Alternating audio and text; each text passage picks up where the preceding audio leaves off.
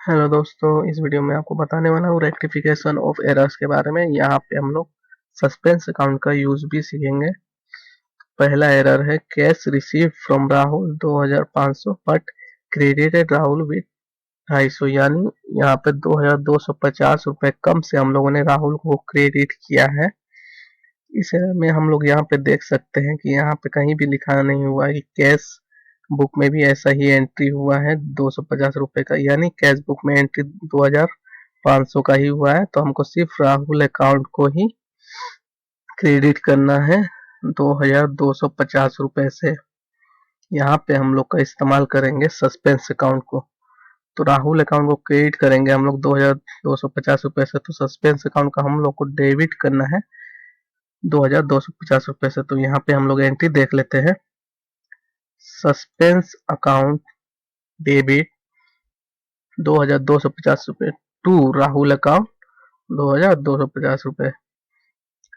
यहाँ पे हम लोग स्टेटमेंट देख लेते हैं, being Rahul account under cast, यानी कम अमाउंट से क्रेडिट किया गया है राहुल को, इसलिए अंडर कास्ट बोला जाता है। और अगर ज्यादा अमाउंट से क्रेडिट किया जाता है तो उसे ओवर कास्ट बोला जाता।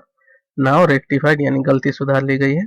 अब हम लोग दूसरा एरर देख लेते हैं, sales account over cast with ₹5000, यानी सेल्स अकाउंट के 5000 रुपए से ज्यादा क्रेडिट कर दिया गया है। तो हमको सेल्स अकाउंट को डेबिट करना पड़ेगा। यहाँ पे कैश का भी कोई एंट्री नहीं है, कैश रिसीव हुआ है, ये कैश बुक में एंट्री हुआ है 5000 ज्यादा से।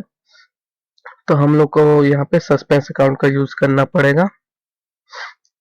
तो सेल्स अकाउंट डेबिट 5000 रुपए टू सस्पेंस अकाउंट 5000 रुपए। यहाँ पे हम लोग स्टेटमेंट देख लेते हैं, being sales account over cast now rectified, यानी सेल्स अकाउंट को ज्यादा 5000 रुपए से क्रेडिट कर दिया गया था, उसको हम लोगों ने गलती को सुधार लिया है। अब तीसरा हम लोग एरर देख लेते हैं। तीसरा है cash paid to X ₹5000 but debited to Y account with ₹500, यानी यहाँ पे हम लोगों ने गलत अकाउंट में भी एंट्री की है और गलत अमाउंट से भी। तो यहाँ पे दो दो एरर्स है हमारा, दोनों एरर्स को हम लोग को सुधारना है। तो यहाँ पे भी हम लोग को सस्पेंस अकाउंट का भी यूज करना पड़ेगा। तो 5000 में से 500 हम लोग माइनस करेंगे तो 4500 रुपए सस्पेंस अकाउंट में चले जाएंगे। वाई अकाउंट को हम लोग को 500 रुपए से क्रेडिट करना है और एक्स अकाउंट तो डेबिट हुआ ही नहीं है, तो उसे हम लोग को 5000 रुपए से डेबिट करना है। तो इसकी हम लोग एंट्री देख लेते हैं, X account debit 5000 to suspense account 4500, यानी 500 और 5000 का डिफरेंस 4500 टू सस्पेंस अकाउंट। फिर यहाँ पे टू वाई अकाउंट 500, तो हम लोगों ने वाई को गलती से डेबिट कर दिया था, तो उसे हम लोग क्रेडिट कर देते हैं 500 से।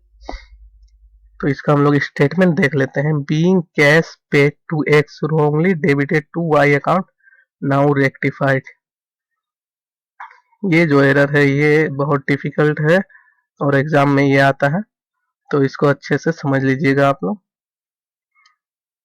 तो यहाँ पे हम लोग चौथा एरर देख लेते हैं, purchase of stationery of ₹400 has been recorded in cash book ₹40, यानी 4000 रुपए का स्टेशनरी परचेज हुआ है मगर रिकॉर्ड हुआ है 40 रुपए से। तो उसको हम लोग एंट्री कर लेंगे, डबल एंट्री इसका होगा।